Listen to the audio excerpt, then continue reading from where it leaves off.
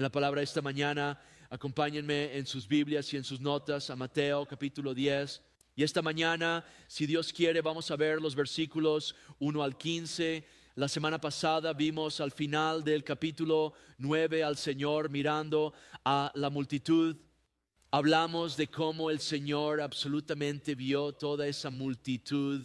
Él ve a las multitudes en el mundo hoy en día, ve a los miles de millones de personas que están esparcidas sobre la faz de la tierra, pero hermosamente no los ve solo como una multitud. Él ve cada rostro en esa multitud. Y de hecho es cierto que Él conoce la cantidad de cabellos en todas nuestras cabezas y que conocía a cada persona antes de en el vientre de su madre. Y al mirar a la multitud ahí, leemos que el Señor tuvo compasión de ellos. Tuvo compasión porque dijo que estaban cansados y eran como ovejas dispersas, sin pastor, estaban perdidos. Recuerden de nuevo que antes en Mateo el Señor había enseñado, ancha es la puerta que lleva a la destrucción y muchos son los que andan por ese camino.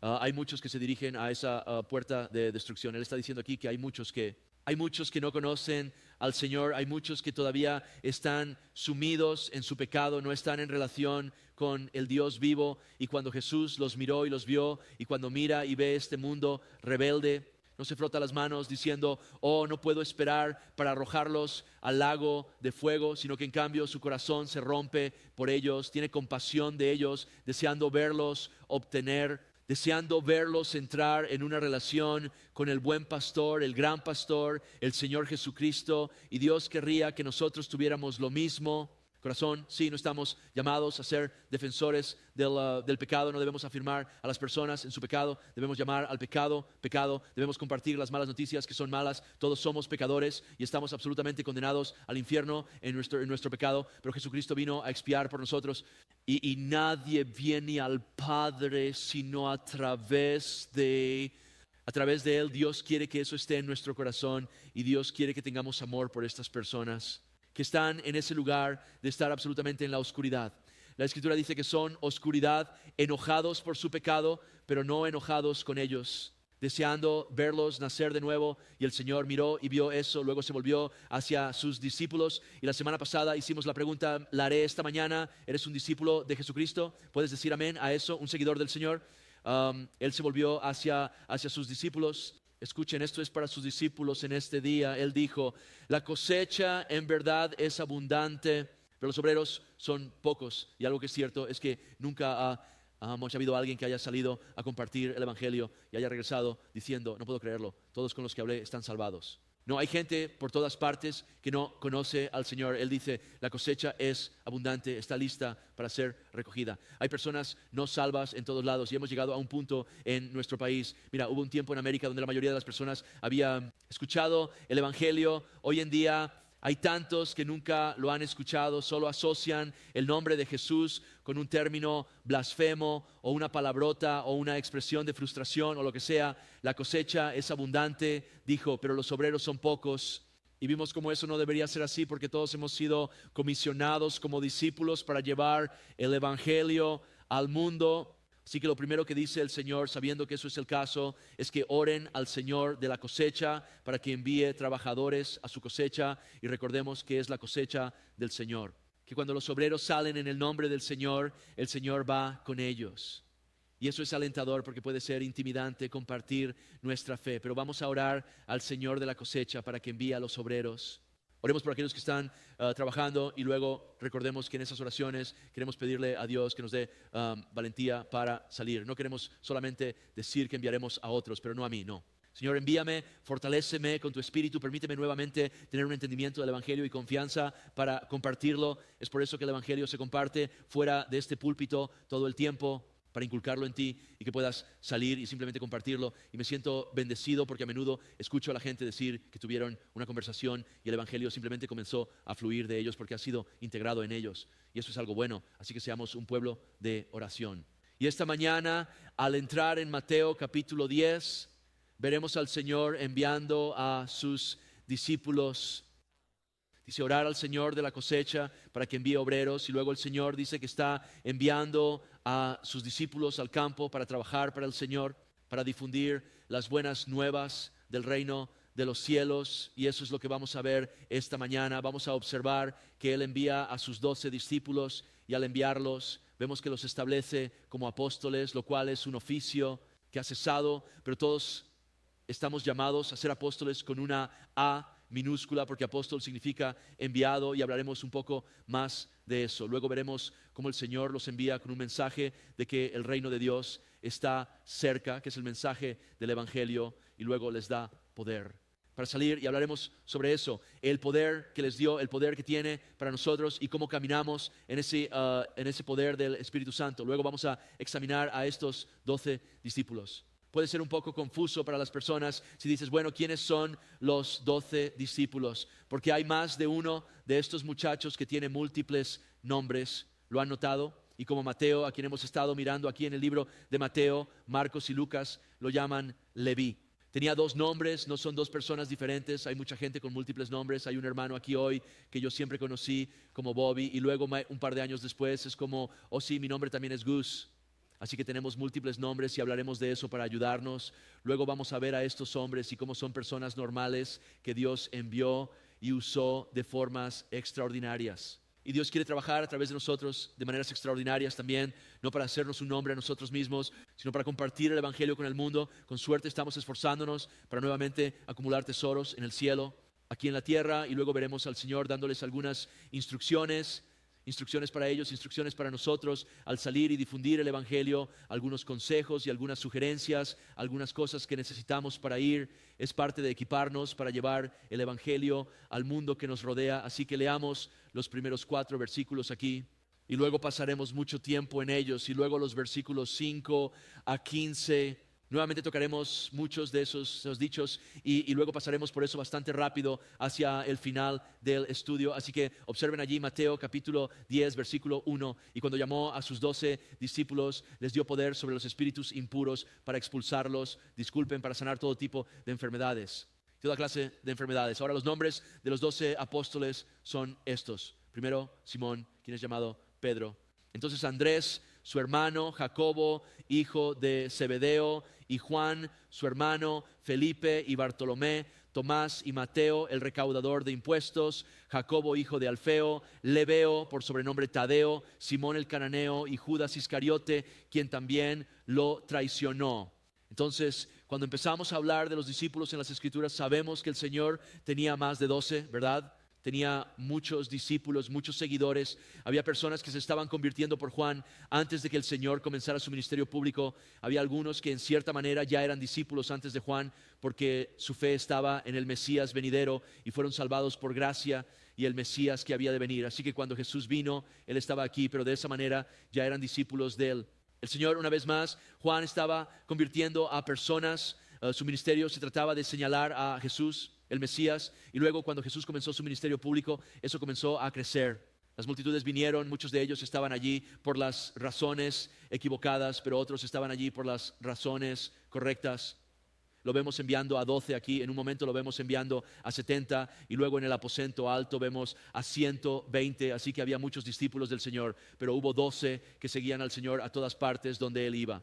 Eran discípulos en el sentido de que Jesús era su Señor y también su rabino, y en esta cultura, cuando había estudiantes en formación en el campo de la teología que convivían con el rabino, lo seguían y aprendían no solo de sus enseñanzas, sino de cómo vivía, y así sucesivamente. Y el Señor tenía a estos 12 discípulos que lo seguían, de quienes acabamos de leer la lista. Estos también eran hombres, nuevamente, que eran seguidores del Señor, que serían enviados por el Señor. De nuevo, acabamos de leer aquí que estos son los nombres de los apóstoles en el versículo 2, y luego en el versículo 5 notamos que Jesús envió a estos 12 y luego les dio mandamientos y les dio poder. Así que los está enviando de nuevo. Es un cargo para ellos, hablaremos más sobre eso, pero también es un ejemplo para nosotros, porque estamos llamados por el Señor para ser enviados. Va con lo que acabamos de leer: oren al Señor de la cosecha para que envíe trabajadores. Él quiere enviarte a ti para ocuparte de su obra. Debemos estar dispuestos a ir. Un par de cosas más aquí con estos 12 discípulos. Es interesante porque estos 12 discípulos o apóstoles son un poco simbólicos de las 12 tribus de Israel. son lo mismo que podemos obtener de los números en la Biblia. Debemos ser cuidadosos, debemos tener cuidado de no perdernos en temas sin dirección clara. Perfección, completitud y orden divino alrededor del número 12. No estoy diciendo esto para ser sensacionalista. Un gran ejemplo de esto está en Apocalipsis capítulo 21, versículo 12. La última canción que cantamos esta mañana, mencionamos la Nueva Jerusalén. La Nueva Jerusalén es lo que va a bajar del cielo después del reino milenario de Cristo. Completitud, perfección y orden divino alrededor del número 12. No estoy mencionando esto solo por sensacionalismo. Un gran ejemplo de esto se encuentra en Apocalipsis capítulo 21, versículo 12. La última canción que cantamos esta mañana mencionamos la Nueva Jerusalén. La Nueva Jerusalén es lo que descenderá del cielo después del reinado de 1000 años de Cristo. Es donde vas a quedar. Permíteme preguntarte de nuevo, ¿es Jesús tu Señor? ¿Puedes decir amén a eso? ¿Tienes reservas para vivir en la Nueva Jerusalén para siempre? Va a ser un lugar glorioso. Observa aquí acerca de la Nueva Jerusalén estos detalles en Apocalipsis 21, 12. Hablando de eso, dice que ella tenía, o la Nueva Jerusalén tenía un muro grande y alto con 12 puertas y 12 ángeles en las puertas y los nombres escritos en ellas, que son los nombres de las 12 tribus. 3 puertas en el este, 3 puertas en el norte, 3 puertas en el sur, 3 puertas en el oeste. Así que 11 de los 12 tipos que mencionamos aquí, y creo, y voy a argumentar en un momento, que el 12º sería el apóstol Pablo. Así que vemos este orden allí en la Nueva Jerusalén. Nuevamente vemos una perfección, vemos una completitud allí con la Nueva Jerusalén. Escuchen, por toda la eternidad la Nueva Jerusalén va a ser construida, va a ser perfecta, no va a necesitar una remodelación en 10 millones de años de gloria.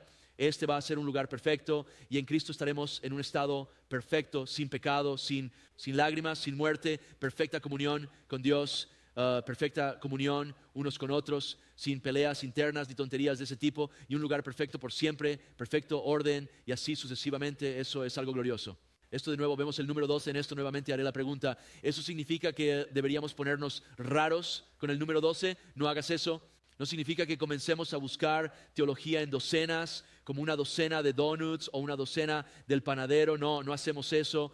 Pero lo que sí deberíamos hacer es regocijarnos en la plenitud, la perfección y el orden de la ley de nuestro Señor y su plan.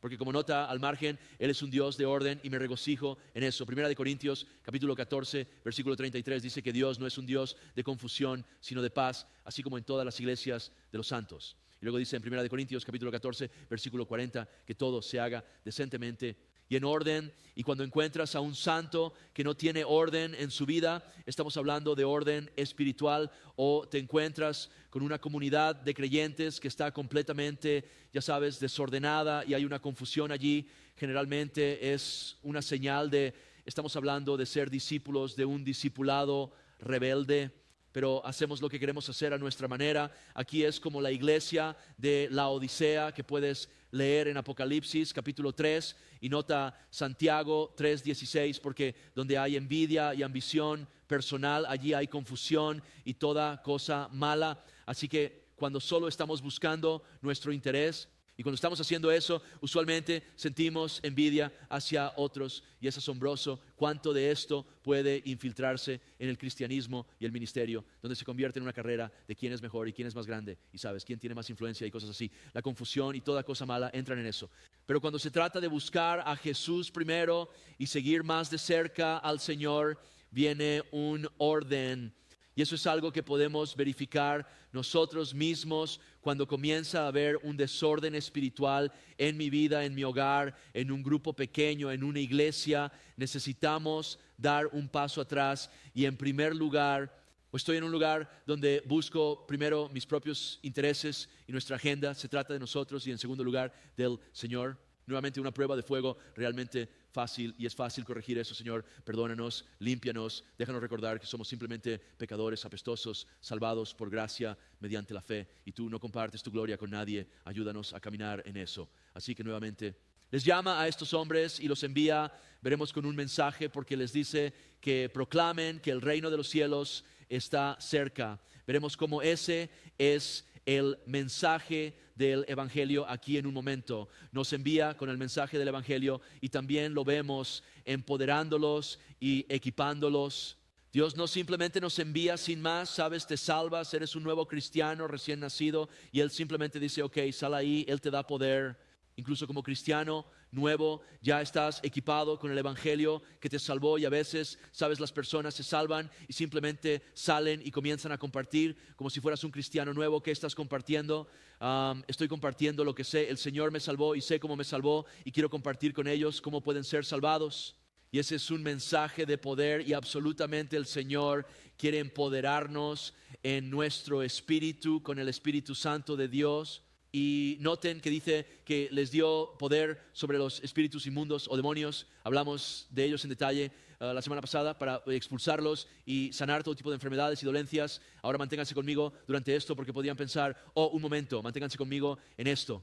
Debemos entender que nuevamente este poder para expulsar demonios y sanar enfermedades sí tenía un propósito práctico en la vida de estas personas quienes eran Jesucristo, porque Cristo vino a conquistar al diablo a través de su muerte y resurrección y para curar al mundo de esta enfermedad llamada pecado, que lleva a la segunda muerte si no obtienes la cura, que es la fe en Jesucristo. Observa 1 de Juan, capítulo 3, versículo 8. En realidad vimos este versículo la semana pasada. Dice, el que practica el pecado es del diablo, porque el diablo peca desde el principio. Y esto habla del pecado voluntario, donde el pecado es tu Señor, no has llamado a Cristo. Él dice, para esto apareció el Hijo de Dios, para deshacer las obras del diablo. Así que los discípulos están saliendo en el nombre de Jesús y expulsando demonios, destruyendo la obra del diablo en la vida de las personas, tal como el hombre que vimos la semana pasada. Él estaba mudo por ese espíritu y el Señor lo liberó. Ellos también en la curación de enfermedades y dolencias es la imagen de Cristo sanándonos de nuestro pecado. Primera de Pedro, capítulo 2, versículo 24, hablando de Jesús, Él mismo llevó nuestros pecados en su cuerpo sobre el árbol para que nosotros, habiendo muerto al pecado, vivamos para la justicia. Noten, por sus heridas fuisteis sanados. Y la primera aplicación de eso es que fue herido por nuestras iniquidades y por gracia, mediante la fe, somos sanados de esa sentencia de muerte y venimos a la vida espiritualmente a través de la fe en Cristo. Escucha, también necesitamos saber que en Cristo y en nuestras enfermedades las llevamos al Señor. Si es su voluntad sanarnos,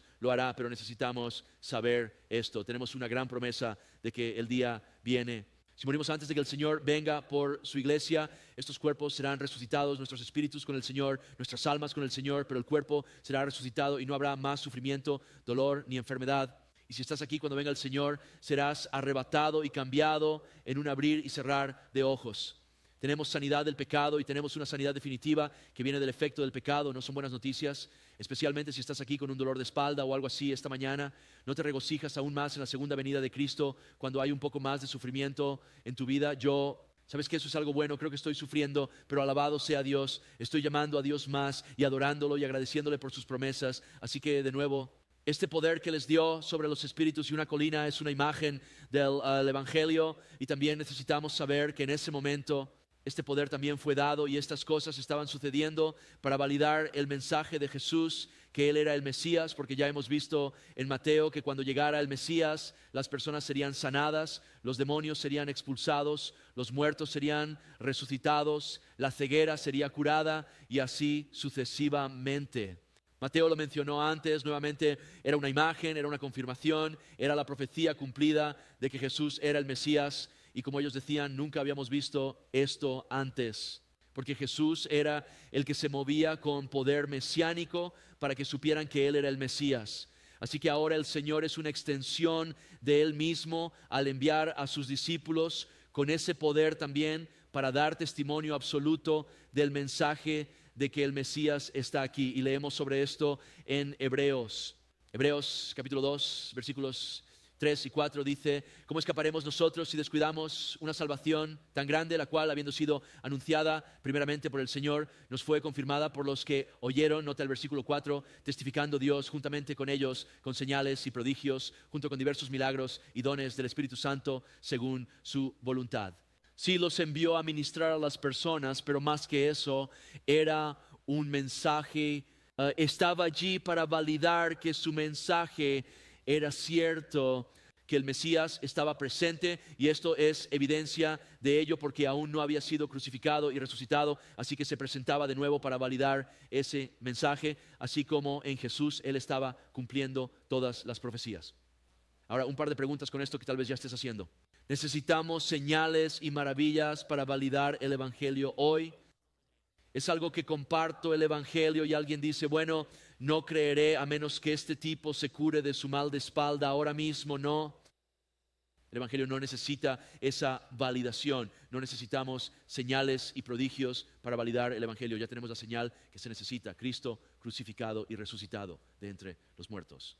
De hecho, Jesús dijo que una generación malvada y perversa busca una señal. Él dice, les daré una señal, así como Jonás estuvo en el vientre del pez 3 días y 3 noches, el Hijo del Hombre estará en el vientre de la tierra 3 días y 3 noches. Y necesitan saber que cuando son enviados a compartir el Evangelio de Jesucristo es un mensaje que está lleno de santidad. El poder del Espíritu resonará en la persona con quien estás hablando. Y puedo decirte que tiene poder de nuevo, y en el sentido de verlo vivido, en que algunas personas se enojan tanto contigo. ¿Sabes por qué se enojarían tanto contigo? Porque tiene poder. Hay un aroma de muerte para aquellos que están en rebelión, y luego verás a otros y alaba a Dios. Es glorioso cuando esto sucede. Caen de rodillas y se arrepienten y claman al Dios viviente.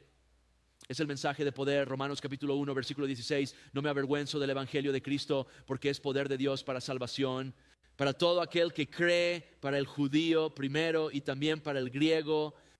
El mensaje del Evangelio es poderoso. De nuevo, la mala noticia es que somos pecadores, estamos condenados al infierno. No es una noticia horrible. Algunas personas nunca quieren verlo porque es una noticia tan horrible, pero eso trae la buena noticia. Cristo murió por nuestros pecados según las Escrituras, fue sepultado, resucitó según las Escrituras, y todo aquel que invoque el nombre del Señor será ser salvo. Debes saber que cuando entregas ese mensaje, el Espíritu Santo ha estado convenciendo a esa persona de pecado, justicia y juicio, incluso si nunca han oído nada sobre Jesús. Tú necesitan saber que la creación misma ha estado dando testimonio de que hay un Creador. Romanos 1 dice que hay un conocimiento en sus corazones de que hay un Dios vivo, y ese Dios vivo es el Señor Jesucristo.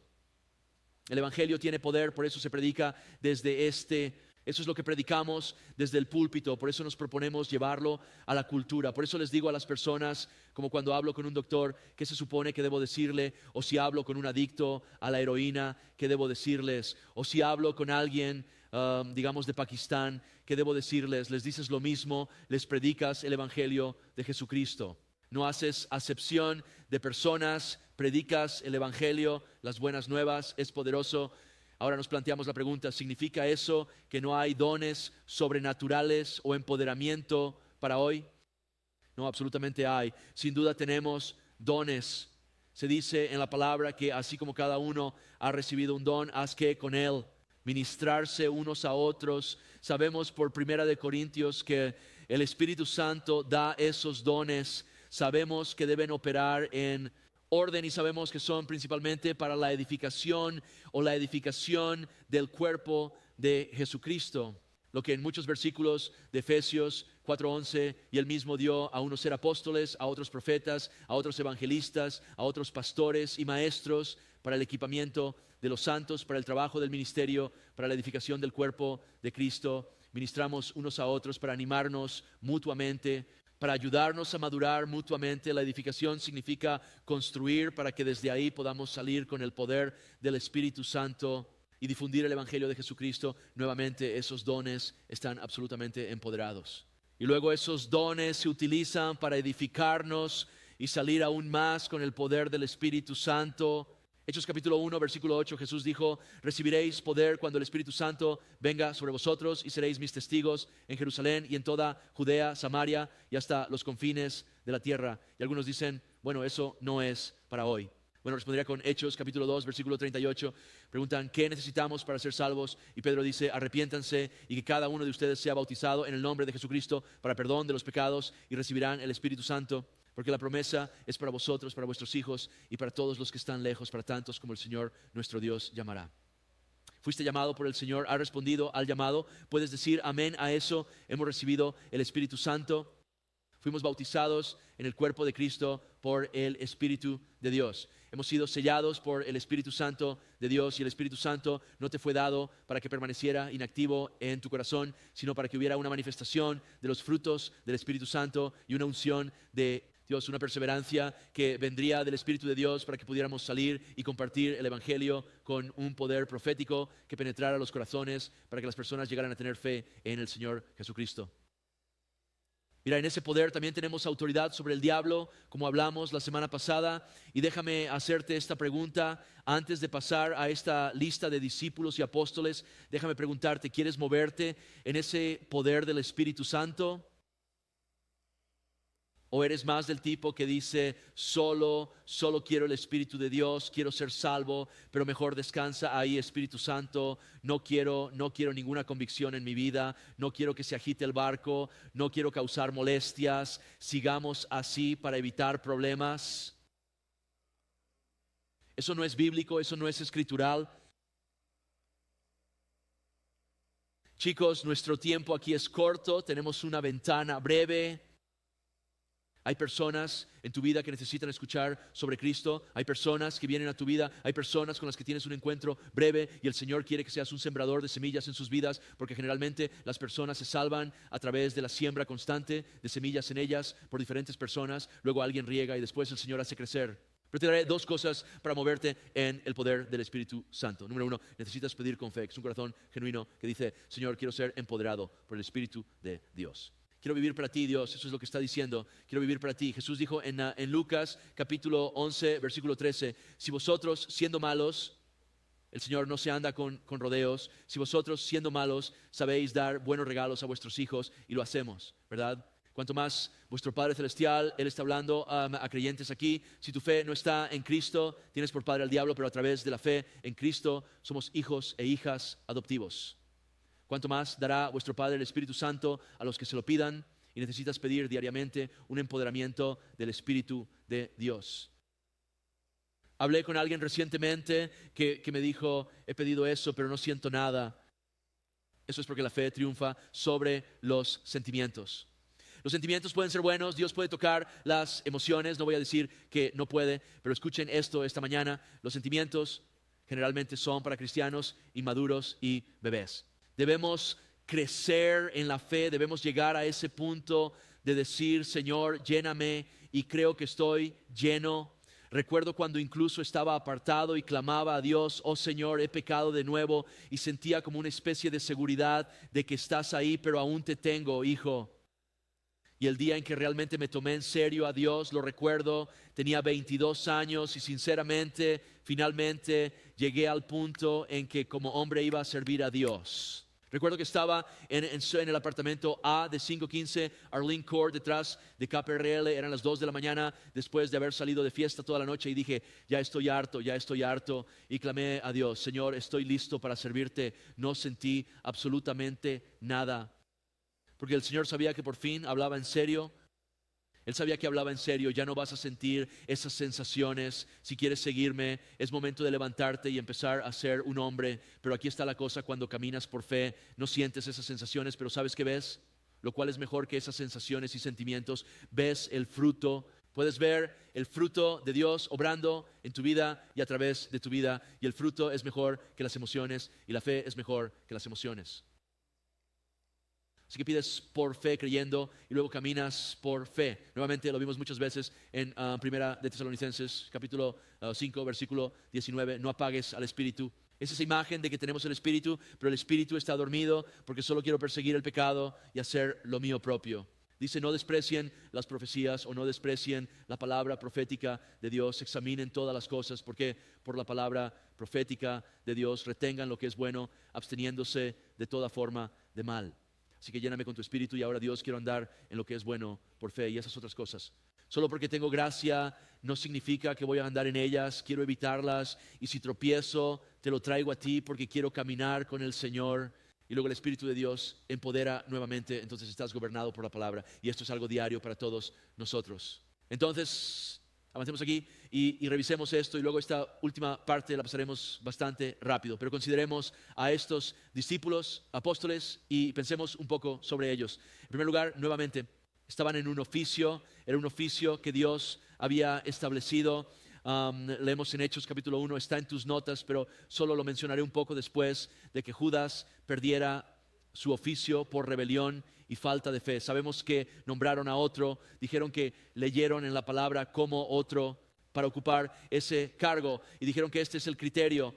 Tenían que haber caminado con Jesús y haber visto la resurrección de Cristo. Es un cargo. Una vez más, los 12 apóstoles están allí en la Nueva Jerusalén. Si no va a haber otra capa, ya sabes, otra parte del fundamento, como, oye, soy el apóstol Steve. No, eso es un oficio que cesó. No significa que no seamos apóstoles en el sentido pequeño de una A pequeña. Somos enviados, pero esto era un oficio. Nuevamente, un oficio que cesó, pero un oficio que se presentó como un ejemplo a emular. La Biblia dice que somos embajadores de Cristo, como si Dios rogara a través de nosotros. 2 Corintios 5.20, así que necesitamos diferenciar entre eso. He conocido a lo largo de los años, cada vez que me encuentro con un individuo que se titula apóstol con A mayúscula, hay un montón de doctrina errónea que sigue a eso y nunca ha dejado de decepcionar. Nunca, ya sea a nivel nacional o local, nunca ha dejado de decepcionar. Aquí viene la palabra de fe, aquí viene la locura, aquí viene el desorden, todo está fuera de lugar. Lo he visto durante 54 años de mi vida. Bueno, solo recuerdo desde los 3, así que 51 años de mi vida, pero somos apóstoles en el sentido pequeño. Hemos sido enviados, así que nuevamente veamos a estos hombres, como dice aquí, los 12 apóstoles son estos. Primero Simón, quien es llamado Pedro, y noten que dice primero Simón, quien es llamado Pedro. Pedro es pescador, su hermano Andrés es pescador, Juan y Santiago son pescadores. Sabemos que hay un recaudador de impuestos, hay un celote, no conocemos las ocupaciones de los demás, pero lo que sí sabemos es que son personas ordinarias de ningún lugar a quienes Dios utilizó para hacer cosas grandiosas a través de ellos, y eso es lo que Dios quiere hacer en tu vida. Sabemos eso, es un pescador, y dice primero Simón, llamado Pedro. Y mira, observando la vida de Pedro, vemos que es el primero en seguir. Es el primero en confesar que Jesús es el Señor. Es el primero en salir del barco. Es el primero en predicar. Pero si te das cuenta, Él también es a menudo el primero en decir algo tonto, el primero en ser reprendido, el primero en hundirse, el primero en negar al Señor, pero alabado sea Dios, el primero en ser restaurado. Y es un hombre que se movió en febrero. Y cuando te mueves en fe, a veces caminarás sobre el agua, pero otras veces te hundirás. Pero alabado sea Dios, estás dando pasos de fe y el Señor lo encontró en cada vuelta. Es mejor dar pasos de fe que quedarte al margen y decir, Espíritu de Dios, quédate inactivo en mi vida. Solo quiero estar aquí y pasar por la vida. No has sido llamado a eso. Hemos sido llamados a representar a Cristo y dar pasos de fe. Leemos en Mateo capítulo 4, versículos 18, 19 y 20. Lo leímos anteriormente en el libro. El Señor vino a Pedro y a su hermano Andrés y les dijo, síganme, los haré. Y esto se relaciona con donde estamos ahora, pescadores de hombres. Y el Señor los envía a ser pescadores de hombres, a dedicarse al negocio de difundir el Evangelio para que las almas se salven. Y luego estamos familiarizados en Mateo 16, están en Cesarea de Filipo, hay todo tipo de templos allí, están allí hasta el día de hoy. Vamos allí cuando vamos a Israel, es un lugar asombroso. Todos estos templos están ahí y Él comienza a preguntarles, ¿quién dice la gente que soy yo? Y están dando todas estas respuestas diferentes y así sucesivamente. Y eso parece preguntarse con todos esos templos a la vista. Y entonces el Señor se vuelve hacia ellos y dice, pero ustedes, ¿quién dicen que soy yo? Y Simón Pedro respondió y dijo, esto es Mateo 16, 16, tú eres el Cristo, el Hijo del Dios viviente. Y Él dice, esto no te lo ha revelado la carne ni la sangre, sino mi Padre que está en el cielo. Él dice, eres bendecido. Y luego dice, también te digo que tú eres Pedro. En griego es Petros, significa guijarro. Y sobre esta roca, ¿y cuál es la roca? Es Cristo, la piedra angular. Tú eres el Cristo, el Hijo del Dios viviente. Edificaré mi iglesia. Y escucha esto, y esto es un aliento para nosotros en la difusión del Evangelio. Las puertas del infierno o las puertas del Hades no prevalecerán. Sal al campo que es más ancho que una cosecha. Él es el Señor de la cosecha. Él irá delante de ti. Y no dejes que ese diablo venga y te diga, te voy a devorar si sales aquí. No, yo voy en el Señor Jesucristo. Estoy yendo en el Señor, estoy yendo en fe con Dios. Así que Pedro, luego está Andrés, su hermano. Y Andrés, su hermano, es el primero en contarle a Pedro sobre Jesús. Pedro es el primero en responder. Andrés está con él, pero Andrés escuchó de Cristo antes que Pedro. Primera de Juan 1:40. Uno de los dos que escuchó a Juan hablar y lo siguió fue Andrés, el hermano de Simón Pedro. Primero encontró a su propio hermano Simón y le dijo, hemos encontrado al Mesías, que se traduce como el Cristo. Y qué gran aliento hay ahí. Verás esto en el ministerio de Andrés. Salía, encontraba cosas y traía gente al Señor. Más tarde sería un muchacho con 5 panes y 2 peces. Creo que estamos familiarizados con ese relato, ¿verdad? Y esto es nuevamente algo honorable y encomiable. Es importante que sepas esto también sobre el ministerio de Pedro, que es tan amplio y extenso. Andrés tuvo una parte en eso porque él fue el primero en decirle, Peter, su hermano, acerca del Señor. Y luego está Santiago, el hijo de Zebedeo, y Juan, su hermano. Nuevamente, sabemos que en ese orden en Mateo fueron llamados Pedro y Andrés. Y luego en la siguiente escena vemos a estos 2 hermanos, Juan y Santiago, siendo llamados. Y ellos, al igual que los otros 2, dejaron todo para seguir al Señor. Sabemos que son parte de ese círculo íntimo. Vemos a Pedro, Santiago y Juan en el monte de la transfiguración y también a esos 3 en el jardín de Getsemaní. Escuché una interpretación interesante sobre esto el otro día y me gustó. Sabes, el pastor estaba hablando sobre... Sabes, a veces la gente se molesta por los grupos y cosas en las iglesias y esas cosas no deberían estar ahí, pero vas a tener ciertas personas con las que estás más cerca y cosas así. Eso no es algo malo, pero él mencionó que a veces la gente justifica un grupo diciendo, bueno, Jesús tenía un grupo, solo tenía 3 en su círculo íntimo. Y me gusta su perspectiva, dijo que estaban en el círculo íntimo porque aceptaron su oferta de ser parte del círculo íntimo. Así como cuando llamó a los 12, los llamó, pero ellos tuvieron que responder, ¿verdad? Y aquí está la cosa, el Señor está tocando a la puerta de tu corazón y te dice, ven a mi círculo íntimo, abre la puerta y podemos sentarnos juntos y cenar juntos. Entonces, es una cuestión de cuán cerca queremos estar del Señor, porque Él quiere acercarse tanto a ti como tú lo permitas. También sabemos sobre estos hombres, el Señor les dio un apodo, los hijos del trueno. Y realmente vemos esto revelado en Lucas capítulo 9. Hay algunos samaritanos que rechazan a Jesús y su mensaje. Y sabemos que Santiago y Juan vinieron al Señor y le dijeron, Señor, ¿quieres que mandemos fuego del cielo y los consumamos como hizo Elías? Quiero decir, están ansiosos por hacerlo. Y el Señor les dice, Señor, repréndelos. Y él dijo, no saben de qué espíritu son. El Hijo del Hombre no vino para destruir las vidas de los hombres, sino para salvarlas. De nuevo, ya están condenados. Ya están bajo juicio. El Señor tuvo compasión de ellos. El Señor vino a salvarlos. El Señor vino a morir por ellos, a resucitar para que puedan invocar el nombre del Señor. Mira, si tienes ese corazón, ves las noticias y dices, consúmelos, Dios. Ese no es el corazón del Señor. Sí, deberíamos estar afligidos por el pecado. Sí, deberíamos hablar en contra del pecado. Necesitamos hablar con verdad y amor y verdad absolutamente. Pero nuestro corazón debería querer verlos salvados. Y es hermoso. Mientras estos hombres seguían al Señor, Juan se haría conocido como, ¿qué? El discípulo del amor. Y Santiago sería el primero de los 12 en ser martirizado por su amor a Jesús. Es asombroso cómo Dios te moldea y te forma cuando lo sigues.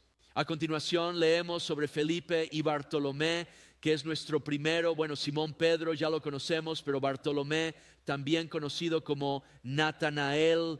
Así que aquí es donde la gente dice, bueno, está Bartolomé y también Natanael. Entonces hay 13 de estos tipos. Es el mismo tipo, al igual que Mateo tenía ese otro nombre de Leví. Y leemos en Juan 1:43 que él oyó de Jesús. Fue y encontró, o Jesús fue y encontró a Felipe, y luego Felipe fue y encontró a Natanael y le dijo, oye, ven, encontramos a aquel de quien habla Moisés, encontramos al Mesías, está en Nazaret. Y aquí es donde Natanael dice, ¿puede salir algo bueno de Nazaret? Nazaret era el barrio bajo de Galilea, ahí creció el Señor. ¿Puede salir algo bueno de allí? Y hablamos anteriormente en Mateo sobre cómo eso era el cumplimiento de una profecía. Entonces Jesús vino a Natanael y le dijo, he aquí un israelita en quien no hay engaño. Y Natanael le dijo, ¿cómo me conoces? Jesús le respondió y le dijo, antes de que Felipe te llamara, cuando estabas debajo de la higuera te vi. Natanael le respondió y le dijo, Rabí, tú eres el Hijo de Dios, tú eres el Rey de Israel. Sin duda este hombre estaba postrado ante Dios, teniendo uno de esos momentos reales.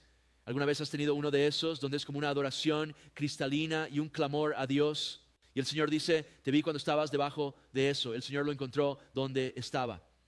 A continuación tenemos a Tomás y Mateo, también conocido como Leví, el recaudador de impuestos. Sabemos que a Tomás se le llama el gemelo en Juan capítulo 11, versículo 16. Así que supongo que tenía un hermano gemelo. No lo vemos como un discípulo del Señor, tal vez lo era, tal vez no. A veces incluso hay gemelos, uno sigue al Señor y el otro no, y a menudo recibe el título de Tomás el incrédulo. Porque después de que el Señor resucitó, se apareció a los otros 10. Tomás no estaba allí. Y él dice, a menos que pueda poner mis manos en la marca de los clavos y mi dedo en la marca del clavo allí, o mis manos en su costado, ya sabes a lo que me refiero, y las marcas de sus manos, no lo creeré. Y el Señor se mostró y dijo, Tomás, no seas incrédulo, sino creyente. Y él tocó al Señor y clamó, mi Señor y mi Dios. Y el Señor dijo, tú crees porque ves, bienaventurados los que creen y no ven. Y luego, por supuesto, Mateo, el recaudador de impuestos, lo hemos visto sentado en esa oficina de impuestos, un marginado, un traidor, un ladrón, probablemente pensando que no hay manera de que pueda estar en paz con Dios. Y Jesús dice, sígueme. Y él se levantó nuevamente, las puertas se abrieron para que todos pudieran venir y seguir al Señor. Y vimos esa hermosa imagen más tarde en la casa de Mateo y la casa de Leví, mismo hombre, como lo llaman Marcos y Lucas, y está lleno de recaudadores de impuestos y pecadores, ya que los ha traído para escuchar el mensaje de Jesús, que era arrepentirse y ser salvos. No era el Señor afirmándolos, era el Señor compartiendo el evangelio con ellos. A continuación vemos a Jacobo, hijo de Alfeo. Esto es todo lo que sabemos sobre este tipo. Todos los demás tienen al menos, ya sabes, una conversación, una pregunta, una declaración o algunas acciones. Jacobo, el hijo de Alfeo, no sabemos nada, pero eso no lo hace menos importante. El Señor conocía a este hombre. El Señor una vez más trajo a este hombre. Vaya, pienso en la escritura que dice, los primeros serán últimos y los últimos serán primeros. Tal vez este hombre era el encargado del equipaje detrás de todos y va a tener una recompensa gloriosa y todos nos vamos a sorprender con eso. No lo sé. Pero una cosa que sí sé es que no estamos destinados a ser conocidos por los hombres. Estamos destinados a ser conocidos por Él. Y si alguien ve o no mi labor, no importa, porque el Señor ve y el Señor sabe. Y luego Labias, cuyo sobrenombre era Tadeo, y también es conocido como Judas, el hijo de Jacobo. Es interesante, dice en Juan 14, 22, Judas, no Iscariote. Sabes, tal vez cuando Juan estaba escribiendo sobre el Espíritu Santo, hey, pregunta al Señor si puedes, asegúrate de que sepan que no es Iscariote, ¿sabes? Le dijo a él, Señor, ¿cómo te manifestarás a nosotros y no al mundo? Y mira qué gran pregunta y qué gran respuesta. Jesús dijo, si alguien me ama, guardará mi palabra. Así que de nuevo, nuestro amor por el Señor no se mide por sentimientos, sino por obediencia. Y mi Padre lo amará y vendrá a Él y haremos morada con Él. De nuevo, ¿quieres caminar en poder? Camina por fe en el Señor. No es lléname con el Espíritu para poder desobedecer y usar la gracia como una licencia para pecar. Hay personas, esa es su teología, y luego ves su vida, está llena de desastres. Cuando dices lléname, quiero por gracia caminar en obediencia, y cuando me quede corto lo llevaré a la luz. Por eso te necesito, Señor, necesito tu ayuda. Y luego tenemos a Simón el cananita. Esto no se refiere a los cananeos del Antiguo Testamento o incluso a la ciudad de Canaán. Esto es el arameo para la palabra celoso. Lucas 6:15 dice, Simón llamado el celote. Este hombre era un luchador por la libertad judío. Eran rebeldes contra Roma, eran problemáticos, eran una espina en el costado de Roma y absolutamente odiaban a los recaudadores de impuestos. Recaudadores de impuestos judíos que se habían alineado con Roma, que habían traicionado a su pueblo por Roma y que estaban robando. Y si hubiera habido un momento en que estos dos, Mateo y Simón, se hubieran conocido antes, habría ocurrido un conflicto. Quizás alguien incluso habría perdido la vida, pero ambos hombres vinieron a Cristo, y alabado sea Dios. Cuando estás en Cristo eres una nueva creación, las cosas viejas han pasado. Me encanta Efesios 2:14, dice, Cristo ha derribado la pared intermedia de separación, y hombres que en un tiempo estaban en desacuerdo ahora son hermanos en el Señor. He sido tan bendecido a lo largo de los años, lo he visto tantas veces. Y en esta comunidad donde alguien entra tal vez la primera, segunda, tercera, cuarta vez, y ven a alguien de su pasado, y fue un hermano en el Señor quien en tiempos pasados ninguno de los dos caminaba con el Señor, se habían involucrado aquí en el salvaje oeste de la costa central de California, del condado del norte. Y he visto muchas veces cómo se miraban, se acercaban, se perdonaban y se abrazaban. He visto a muchos de esos chicos convertirse en grandes amigos. Ese es el poder del Evangelio. Estos 11 hombres caminaron con el Señor, vieron su resurrección, estuvieron en el aposento alto, pero este último hombre no, Judas Iscariote, hablamos de él la semana pasada, sabemos que era un ladrón, practicaba el robo en el ministerio del Señor. Sabemos que escuchó que los fariseos querían entregar a Jesús.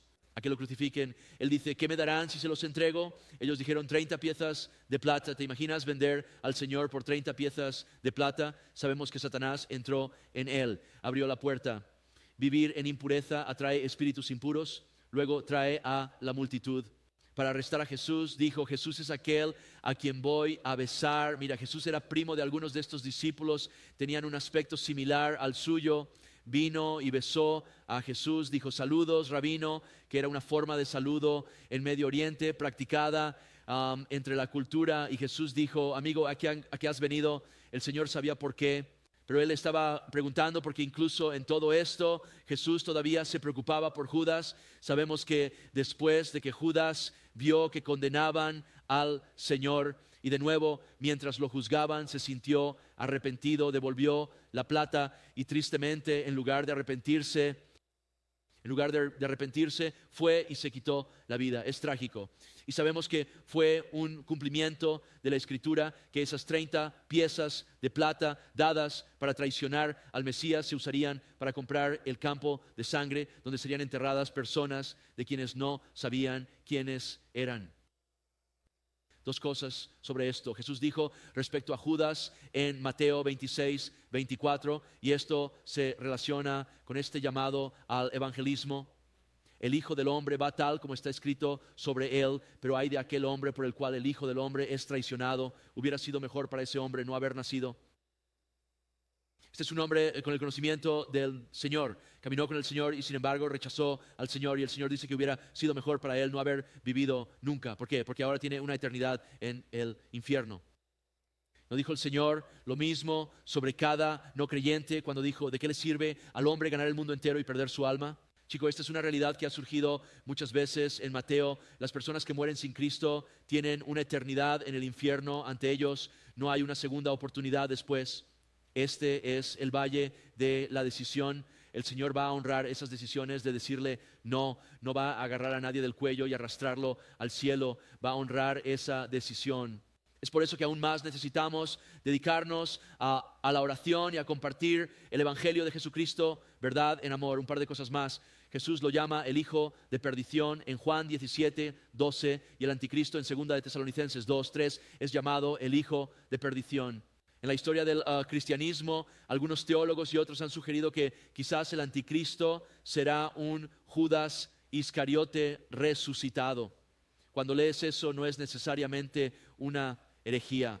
Tenemos un libro que hablaba sobre eso. Recuerdo a un hombre que estaba como contento, encontré herejía aquí y yo le dije, bueno, déjame mostrarte algunas escrituras.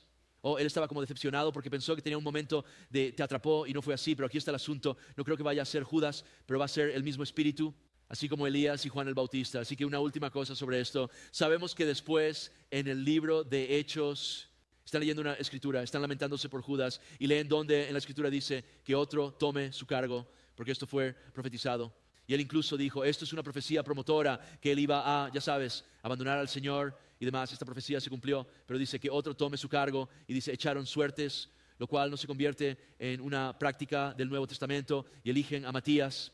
Pero creo que está bastante claro que Jesús eligió a Pablo, porque incluso entre todos los demás apóstoles, Pablo realmente caminó con Jesús en el desierto y Pablo vio a Jesús resucitado. A Pablo se le llama apóstol más de 15 veces en el Nuevo Testamento y Pablo se movió en las señales de apóstol. Esa es mi opinión sobre esto. Si opinas que es Matías, no voy a discutir contigo, pero el Señor sabe. Sin embargo, creo que bíblicamente el caso a favor de Pablo está bastante claro. De hecho, se dice que él es un apóstol a los gentiles. De todos modos, vamos a seguir con el resto de esto. Ya hemos mencionado mucho de esto. Dice que Jesús envió a estos 12 y les ordenó diciendo, no vayáis por el camino de los gentiles. No entréis en una ciudad de los samaritanos, sino id más bien a las ovejas perdidas de la casa de Israel. Ya hemos hablado mucho de esto. Los gentiles son los que no son judíos. Los samaritanos son aquellos que el rey asirio trajo a Samaria, que era parte de Israel, donde las tribus del norte fueron llevadas al cautiverio. No eran judíos, pero adoptaron muchas de las costumbres judías. Y obtuvieron algo de teología a través de la cual algunos se salvaron. Y él dice, está hablando de aquellos perdidos en su pecado, aquellos que no tienen fe en el Mesías y aquellos engañados por la autojusticia, porque acabamos de leer antes en Romanos 1:16, Él dice, Jesús vino a través de Israel, vino a través del judío, el evangelio primero para el judío, pero luego para todo el mundo. Nuevamente, en ti todas las familias de la tierra serán bendecidas. Génesis 12. Y luego dice en el versículo 7, observa, no dice simplemente vayan y hagan un montón de buenas obras y dejen que vean el evangelio. Como esa vieja mentira que decía, ya sabes qué, ve a compartir el evangelio y si es necesario usa palabras. Hermano, tienes que usar palabras. Esperemos que haya buenas obras y el amor de Cristo, lo cual es una gran base, pero tienes que predicar el evangelio. Puedes pensar, bueno, suena a sermón. Pues escucha, si no predicas, que es simplemente compartir el evangelio, podrías estar cometiendo un acto criminal al amar a la gente hasta el infierno. Tienes que abrir la boca. Aquí es donde necesitas ese empoderamiento del Espíritu. Aquí es donde necesitas el fruto del Espíritu de Dios, el amor, que pueda ser impulsado no por una marca en tu cinturón, sino por el amor de Dios. Necesitan al Señor para que podamos ver más allá del exterior y ver que esta es una persona que necesita Jesucristo. Y luego dice, digan que el reino de los cielos está cerca. Nuevamente vimos que el Señor salió en Mateo 7:14 predicando, arrepiéntanse, el reino de los cielos está cerca. Nuevamente el hombre celestial está aquí, el Mesías está aquí, ha venido aquí para hacer lo que la Biblia dice que haría. Necesitas arrepentirte y creer en Él. Cristo ha venido, ha resucitado, predicamos el Evangelio. Nuevamente dice en el versículo 8, sana a los enfermos, limpia a los leprosos, resucita a los muertos, expulsa a los demonios, un retrato del evangelio. Sí, era algo práctico para esas personas, pero en un sentido mayor era una imagen del reino de los cielos. El evangelio de Cristo ha venido a limpiarnos de nuestro pecado, darnos vida eterna y rescatarnos del diablo. Luego dice, gratis habéis recibido, gratis. No dijo, miren muchachos, les doy este poder para que cobren por él y ganen mucho dinero y puedan tener 50,000 millones en el banco y conducir jets y vivir en una mansión y ser realmente un televangelista molesto. ¿Significa eso que un trabajador no es digno de su salario? No, sí lo es, lo veremos, pero él dice que lo has recibido gratuitamente, ve y dalo gratuitamente. Por eso me irrita tanto cuando veo que las iglesias cobran por la escuela bíblica de vacaciones. Si hay algo que debería ser gratuito en tu presupuesto, debería ser la escuela bíblica de vacaciones. Esa es mi convicción sobre Jesús ha permitido que los niños pequeños vengan a mí. Una vez más, de gracia recibid, de gracia dad. Y al dar generosamente, adivina qué, Dios da más. Él provee semilla para el sembrador. Él proveerá para tus necesidades. Dice en el versículo 9, no lleven oro, ni plata, ni cobre en sus cinturones, ni bolsa para el camino, ni 2 túnicas, ni sandalias, ni bastones. Más adelante él diría que lleven algunas de estas cosas. No era para poner su fe en eso, sino para tenerlo prácticamente. Aquí les está diciendo que no lleven eso porque Dios quería que dependieran del Señor. Mira, hay un lugar para prepararse, pero si preparar es tu ídolo y crees que vamos a pasar por la vida solamente a través de prepararse, hermano, es mejor que pongas tu fe en Jesucristo. Hay algo de sabiduría en eso hasta cierto punto, pero cuando te obsesionas con el refugio antiaéreo que vas a construir y es todo en lo que piensas, ahora estás entrando en idolatría. Si el Señor te guía en eso, genial, haz espacio para tus vecinos. Haz espacio para tus vecinos. Pero Él quería que ellos dependieran de Él. Tal como vimos el miércoles por la noche, David inutilizó esos caballos que llevaban carros para que dependieran de Dios. Y luego dice que el obrero es digno de su comida. Salgan y vean cómo yo les proveo mientras trabajan. Voy a mover los corazones de las personas para proveer para ti. Así es como se supone que debe funcionar el ministerio. Por eso en 1 de Timoteo capítulo 5 se habla de que los ancianos que gobiernan bien enseñando la palabra deben vivir de enseñar la palabra. Pero eso no significa que vayamos a cobrar para entrar aquí y luego agitar una cesta frente a tu cara. Hay una caja en la pared, puedes dar o no. Dios siempre provee, lo ha hecho durante los aproximadamente 28 años que he estado aquí. Nunca tuve una factura vencida en todo ese tiempo, bastante asombroso. Debo decir que en los 26 años como pastor, cuando era pastor de jóvenes, hubo muchas de esas. De todos modos, aún así, gloria a Dios, Él nos mantuvo. Verso 11. Ahora, en cualquier ciudad o pueblo que entren, pregunten quién es digno y quédense allí hasta que salgan. ¿Qué hace que alguien sea digno? ¿Qué te hace digno? Bueno, he hecho esto o aquello. No, la fe en Cristo. Ve y encuentra un creyente y cuando entres en una casa, salúdala. Si la casa es digna, deja que tu paz venga sobre ella. Así que entras en el amor del Señor. Y entonces, si son dignos por su fe en el Señor, deja que tu paz descienda sobre ellos. Nuevamente reciben la paz del Espíritu Santo, que es la paz que tenemos a través de la fe en el Señor. Dice después aquí, pero si no es digno, que tu paz vuelva a ti. Así que si rechazan el Evangelio, no se lo ofrezcas. Una falsa acomodación de que, bueno, todavía estás en paz con Dios. Bueno, has rechazado el Evangelio, pero como vaya, todos somos hijos de Dios y llegarás allí de una forma u otra. Vaya, hay muchas personas predicando eso hoy en día. No, Él dice que tu paz regrese a ti. Dices, necesitas venir a Cristo o te enfrentarás al juicio de Dios. Bueno, la gente no quiere escuchar eso. Se van a enojar conmigo. Necesitan escuchar la verdad.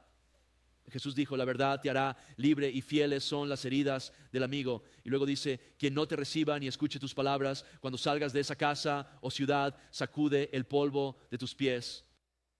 Número 1 es asignarles un juicio y también liberarte a ti. Mira, si no quieres recibirlo, voy a orar por ti, pero voy a ir a alguien que tal vez lo reciba.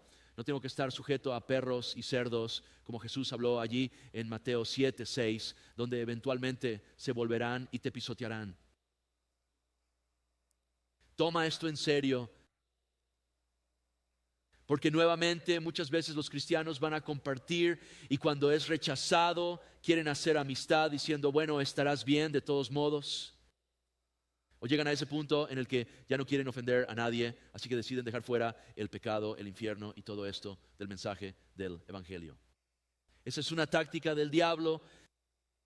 Recientemente alguien me preguntó, y no cometo bastantes errores y eso, pero sabía de lo que estaban hablando. Me dijeron, ¿cómo te sientes cuando estás predicando el Evangelio o hablando sobre el pecado y la necesidad de arrepentirse y alguien se ofende y se va de la iglesia? Ha sucedido muchas veces. ¿Cómo te hace sentir eso? Y dije, bueno, una cosa que siempre trato de hacer es primero dar un paso atrás y observar lo que estoy diciendo y cómo lo estoy diciendo. ¿Se ofendieron por la palabra de Dios o por mí? Puedo ser ofensivo, solo para que lo sepas. Soy un poco brusco. Y aquí está la cosa, cuando sé que es el Evangelio, está señalando el pecado, señalando estos pecados que son aceptados y celebrados en nuestra cultura aquí. Me siento bien, me lo sacudo. No sabes cuántas veces yo he conducido a casa desde la iglesia y el diablo me dice, eres horrible, no puedo creer que dijiste eso. Me sacudo eso de encima, estoy manteniéndome en la verdad, más te vale sacudírtelo y mantenerte en la verdad. Es como esa serpiente que mordió a Pablo allí en los Hechos y dice que él la sacudió en el fuego y todos miraban para ver qué le pasaba y él estaba como, estoy bien, hermano. Estoy bien, estoy en el Señor, será mejor que te sacudas eso porque creo que hay una serpiente que tiene agarrada a gran parte de la iglesia comprometiéndose con estas cosas. No quieren deshacerse de eso, quieren ser aceptados por hombres que no quieren a Cristo.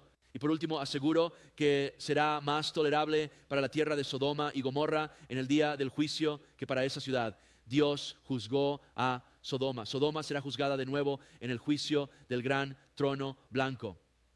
Segunda de Pedro, capítulo 2, habla de esto. Judas, versículo 6, habla de esto. Observa lo que dice en Segunda de Pedro, capítulo 2, verso 6, convirtiendo las ciudades de Sodoma y Gomorra en cenizas, condenándolas a la destrucción, haciéndolas un ejemplo para los que después vivirían impíamente y librando al justo Lot que estaba oprimido por la conducta inmoral de los malvados.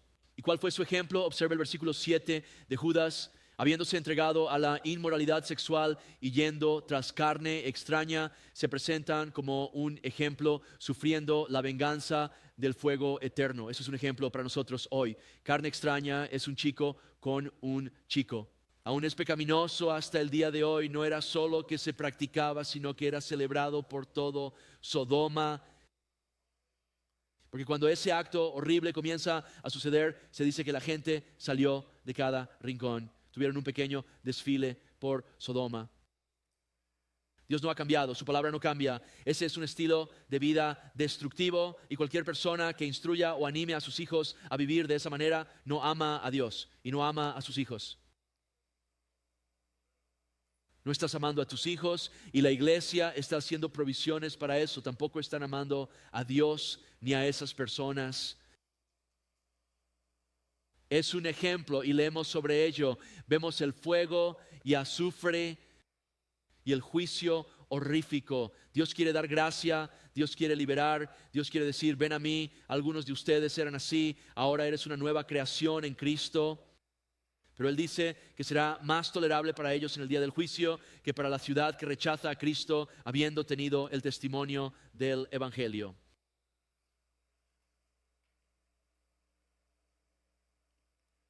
Porque Sodoma sí tuvo un testimonio del Señor a través de Abraham, Melquisedec, Lot. Tenían un testimonio de que eso estaba mal, la convicción del Espíritu sobre ellos. Pero al llevar el Evangelio a estas ciudades, Jesús allí, los discípulos allí, iban a ser una continuación de discípulos. Hay un juicio mayor porque hay un testimonio mayor. Déjenme decirles, los estadounidenses que rechazan a Cristo tendrán un juicio mucho mayor que aquellos en la ventana 1040. Una vez más, es un campo de batalla llevar el Evangelio. Ellos tendrán un juicio menor porque escuchan sobre el Señor toda su vida, al tener acceso a Biblias en cada oportunidad. Escucha, te aseguro que cada casa de Sodoma no tenía una copia de las Escrituras. Los gedeones no estaban allí poniendo Biblias en las habitaciones de hotel. No tenían una estación de radio cristiana que transmitiera las 24 horas del día. Cubrían todo Sodoma y solo parte de Gomorra como el nuestro, pero en línea podías escucharlo en cualquier lugar. Ellos no tenían eso. Necesitamos orar por nuestro país porque ahora estamos en un país que tiene acceso al Evangelio, pero se parece mucho a Sodoma y Gomorra. Eres de los que dicen, ve a votar. Hermano, ambos partidos son como Sodoma y Gomorra. Uno más involucrado que el otro, pero ambos están en la misma página. Necesitamos orar por nuestra nación, debemos mirar a Cristo, necesitamos orar por trabajadores para la cosecha y luego debemos decir, Señor, lléname con tu espíritu y tu amor para llevar el Evangelio a este mundo. Pongámonos de pie y cerraremos con una oración. Padre Celestial, te bendecimos y alabamos, te damos gloria, solo te agradecemos por ser tan bueno con nosotros, Dios. Jesús, te agradecemos que, Señor, nos has salvado, te agradezco que salvaste a un miserable como yo, Dios. Absolutamente condenado al infierno sin ninguna esperanza. Oh, pero Jesús nos ha liberado. Dios, permite que nuestros corazones se conmuevan en este tema. Empodéranos en esta área para llevar el Evangelio, para ser un pueblo de oración, para mirar más allá de nuestras narices, para tener una perspectiva eterna. Y si estás aquí hoy y no conoces al Señor Jesús, hoy es el día de la salvación. Oh, el Señor te ama tanto. Mira esto, las malas noticias no son para derribarte, sino para hacerte consciente de las malas noticias y llevarte a las buenas noticias. Para llevarte a Cristo, para llevarte a un futuro y una esperanza, a un Dios que ha venido a liberarte. Quiere renovar tu mente, quiere cambiar tu apetito, quiere darte un apetito santo por las cosas de Dios y crucificar esas pasiones viles de la carne. Si no lo conoces, llámalo. Pídele que sea tu Señor y Salvador. Pídele que te lave de tus pecados. Di, Señor, encuéntrame donde estoy. Oh Dios, necesito tu ayuda. Un corazón humilde y contrito no lo rechazará, pero está en contra de los orgullosos. Señor, cualquiera que esté en ese lugar, encuéntralo donde esté ahora mismo. Y Señor, levantemos nuestras voces hacia ti mientras cerramos aquí, adoremos a Dios juntos en esta última canción.